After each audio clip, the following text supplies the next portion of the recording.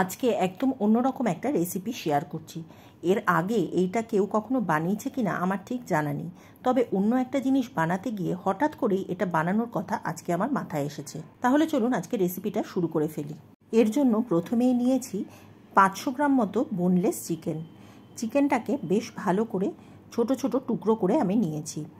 এবারে মিক্সিং জারের মধ্যে এটাকে নিয়ে নিচ্ছি। এরই সাথে এর মধ্যে দিয়ে দিচ্ছি কিছুটা গোলমরিচের গুঁড়ো আর 2টো শুকনো লঙ্কা। গোলমরিচের গুঁড়োটা আমি 1 চা চামচ মতো ব্যবহার করেছি, আর সাথে দিচ্ছি সামান্য একটু ধনেপাতা, আর দিচ্ছি 1 চা চামচ মতো নুন। সব কিছু দিয়ে বেশ ভালো করে মিক্সার গ্রাইন্ডারে একদম মিহি একটা পেস্ট তৈরি করে নিয়েছি।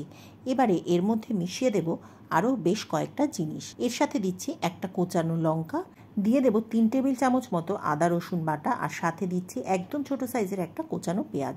অ্যাকচুয়ালি এই মিশ্রণটা আমি বানিয়েছিলাম চিকেন কোফতা বানাবার জন্য, সেই জন্য এই মিক্সচারটা দিয়ে আপনি এইভাবে চিকেন কোফতা বানিয়ে তার কারি বানিয়ে নিতে পারেন, অথবা সার্ভ করতে পারেন বিকেলের স্ন্যাক্সে চায়ের সাথে অথবা কফির সাথে। এই চিকেন কোফতা খেতে কিন্তু দারুণ লাগে। মিক্সচারটা তৈরি করে একটা পাশে সরিয়ে রাখছি। তৈরি করে নেব আরও একটা মশলা। নিয়েছি 3 চা চামচ মতো কালো সর্ষে, এরই সাথে দিয়ে দেব 2টো কাঁচা লঙ্কা আর সামান্য একটু নুন।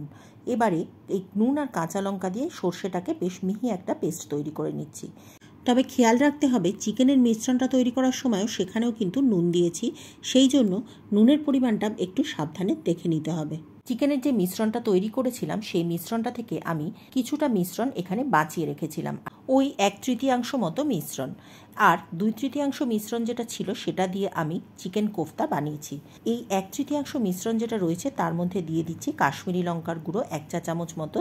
এটা বেশ সুন্দর একটা রং তৈরি হবে। আর তার সাথে দিচ্ছি সর্ষে বাটাটা। এবারে সব কিছু দিয়ে বেশ ভালো করে একটু মিশিয়ে নিচ্ছি।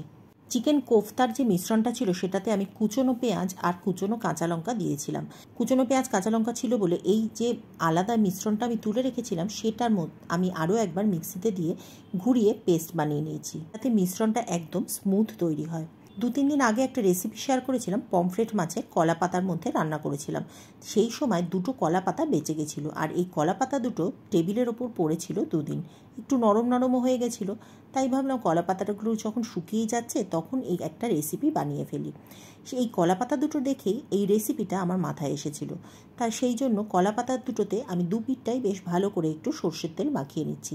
এবারে এর মধ্যে দিয়ে দেবো চিকেনের মিক্সচারটা দিয়ে এর উপর দিয়ে দিচ্ছি 2টো কাঁচা লঙ্কা চেরা, আর তার সাথে দিচ্ছি সামান্য একটু সর্ষের তেল। আশা করি এতক্ষণে বুঝতেই পেরেছেন যে আমি কি বানাচ্ছি। হ্যাঁ, বানাচ্ছি চিকেনের পাতুরি। এবারে কলা পাতাটা দিয়ে মুড়ে নিচ্ছি। কলা পাতাটা যেহেতু 2 দিন পড়েছিল সেই জন্য কলা পাতাটা বেশ নরম হয়ে গেছে আমাকে, আর তাই আলাদা করে এটাকে গ্যাসের উপর সেঁকে নিতে হয়নি, এমনি এটা বেশ সুন্দরভাবে মোড়া যাচ্ছিল। যেহেতু 2টো পাতা ছিল সেই জন্য চিকেনের পেস্টটাকে 2 ভাগে ভাগ করে আমি 2টো পাতার মধ্যে মুড়ে নিয়েছি। এবার এগুলোকে সুতো দিয়ে বেশ ভালো করে বেঁধে নিতে হবে। চিকেনের অন্যান্য রেসিপিগুলোর লিঙ্ক আমি ডেসক্রিপশন বক্সে দিয়ে দেব। যদি মনে করেন যে দেখবেন তাহলে সেই লিঙ্কে ক্লিক করলেই আপনারা সেই ভিডিওগুলি দেখে নিতে পারবেন। পাতুরিরও আরও 2-3 রকম রেসিপি চ্যানেলে আপলোড করা আছে, সেগুলোর লিঙ্কও আমি ডেসক্রিপশন বক্সে দিয়ে দেব। আচ্ছা, এইভাবে চিকেনের পাতুরি আপনারা আগে কেউ কখনো বানিয়েছেন কিনা কমেন্ট করে অবশ্যই জানাবেন। আমি আজকে প্রথমবার চিকেন পাতুরি বানিয়েছিলাম, কিন্তু খেতে যে এটা এত টেস্টি হবে সেটা ঠিক আশা করিনি। অবশ্যই একদিন বানিয়ে খাবেন, আর খেলে বুঝবেন যে এটা কতটা টেস্টি হয়। পাতুরি দুটো সুতো দিয়ে বেঁধে নিয়ে তারপরে এবার এর দুটোকে রান্না করে নেব। এর জন্য চাটুতে 1 টেবিল চামচ মতো সর্ষের তেল গরম করতে দিলাম। সর্ষের তেলটা গরম হয়ে গেলে তারপরে একে একে পাতুরি দুটো এর মধ্যে দিয়ে দিচ্ছি রান্না হওয়ার জন্য। দেখুন, পাতুরি দুটো আমি সুন্দর করে সুতো দিয়ে বেঁধে নিয়েছি। এভাবে বেঁধে নিলে পরে পাতুরি যখন রান্না হবে তখন এর বাইরে আর কিছুই বেরিয়ে আসবে না। পাতুরিটা প্রথমে দিলে পরে বেশ একটু তেল ছেড়ে, তাই একটু সাবধানে পাতুরিগুলো তেলে ছাড়বেন।